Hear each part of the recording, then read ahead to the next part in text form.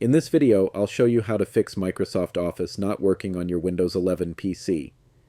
If your Office apps, like Word, Excel, PowerPoint, or OneNote, aren't opening or keep crashing, this quick method will help you get them working again.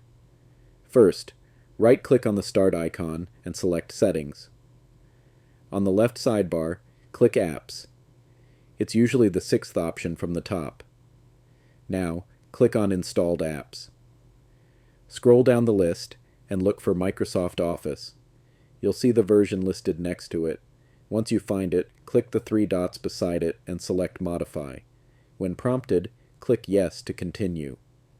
You'll now see two options, Quick Repair and Online Repair. Start with Quick Repair. It fixes most common issues without needing an internet connection. Select it and click Repair.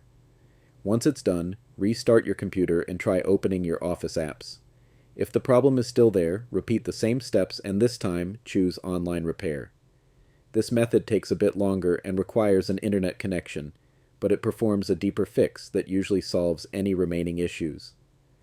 Once it's finished, restart your PC again, and your Microsoft Office should be working perfectly. If this tutorial helped you, please like, subscribe, and leave a comment to let me know. Thanks for watching, and I'll see you in the next tutorial.